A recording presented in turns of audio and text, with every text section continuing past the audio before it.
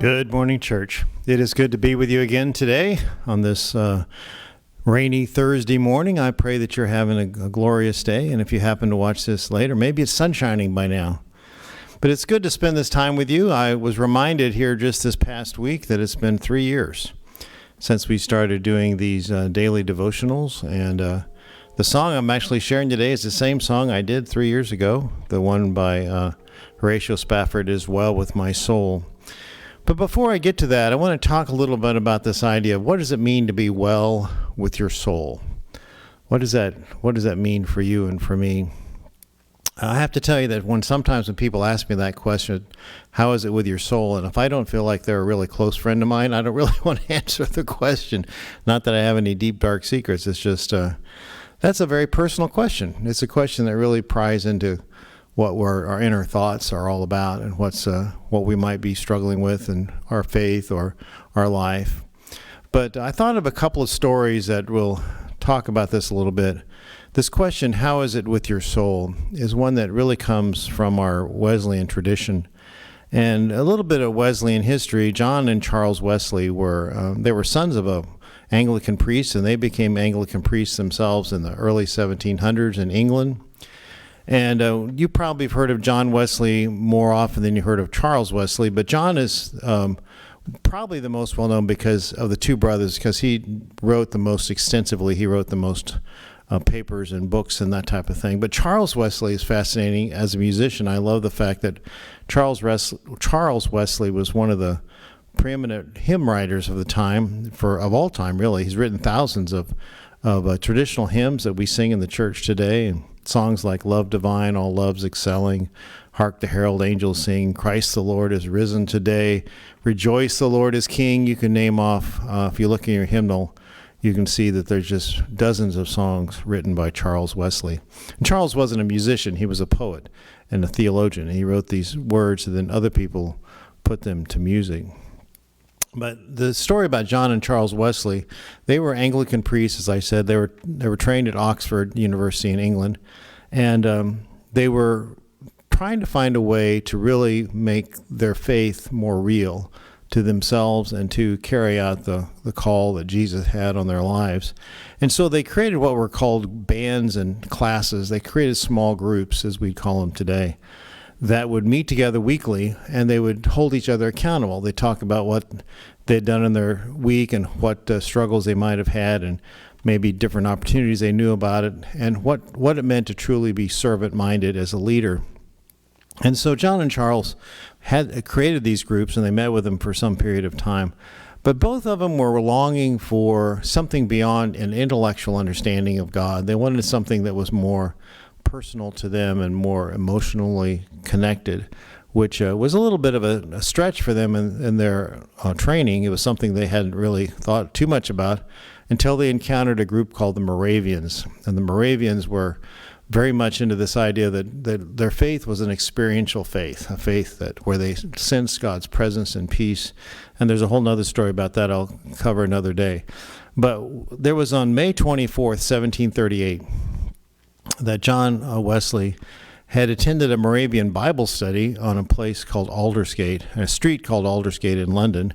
And I actually had a chance to be there at one point. It's not very remarkable. The building, I don't think, is there anymore. But at least I've been on that street and talked about this experience. But John Wesley was there in this Bible study, and someone was reading Martin Luther's preface to his commentary on Paul's letter to the Romans. And as he heard this being read, he says, he's written in his journals later, his heart was strangely warmed. He sensed God's peace and God's presence. He sensed the fact that he had a personal relationship with God, that he felt that he truly was loved by God and forgiven. And it was a very life-changing moment for him. Not that he started believing at that moment, but he started having more personal experience based on that, more of an experience of being in unity with Christ. So as he wrote this in his books and later, it's just one that is continually repeated. And many United Methodist churches are called Aldersgate United Methodist churches after this experience. But it really affected the way he answered the question, how is it with your soul? Because I think he got a little bit more in touch that day with where the condition of his soul.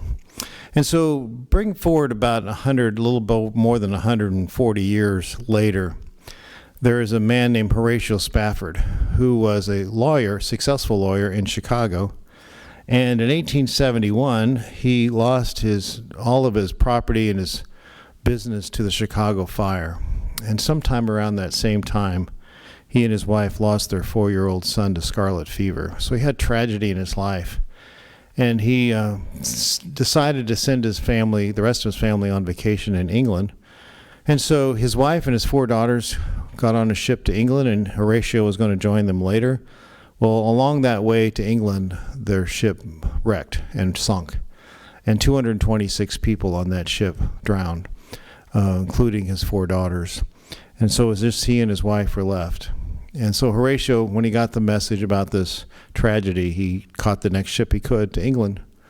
And as he sailed across there, he looked out over the water, and he had an experience with God, an experience that helped show him that God was with him in this tragedy, that God was walked beside him.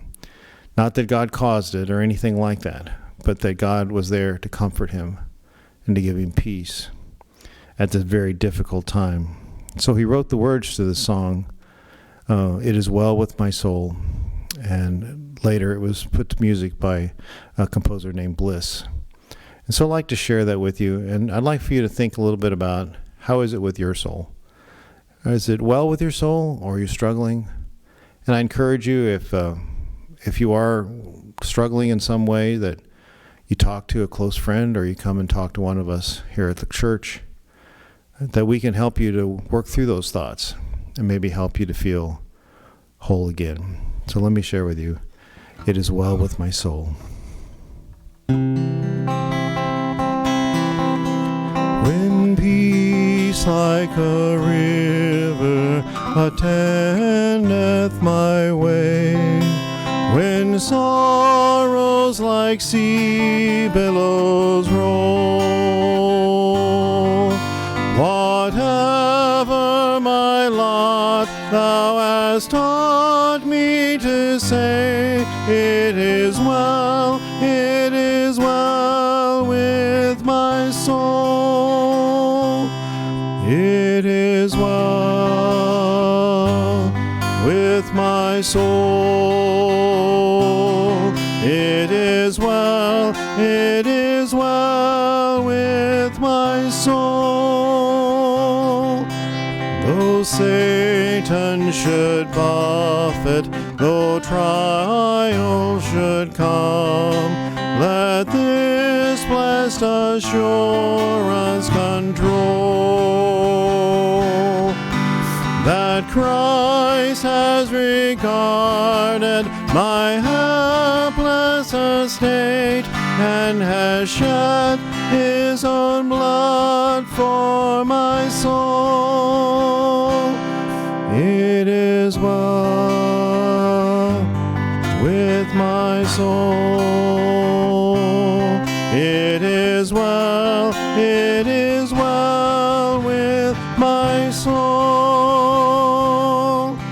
My sin, oh, the bliss of this glorious thought, my sin not in part, but the whole,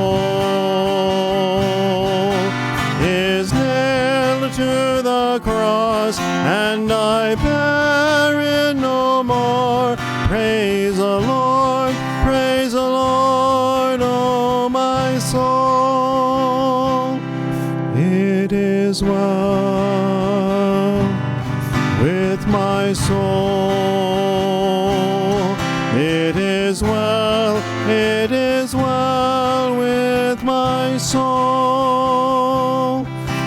And Lord, haste the day when my face shall be sight, the clouds be rolled back as a scroll, the trump shall resound, and the Lord shall descend. Even so, it is well with my soul. It is well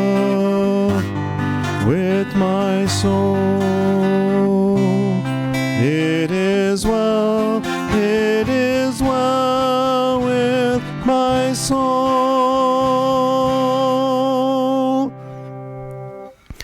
Well, that's my prayer for you today, that it is well with your soul. And if it's not, that you ask God to help give you peace and comfort and rest. Or you find someone that's close to you that you can talk to, be it a friend or one of your clergy here at the church. And I pray that God gives you that peace, gives you an opportunity and a chance and encouragement to move forward with confidence and go boldly in the future. Go in peace. Bye-bye.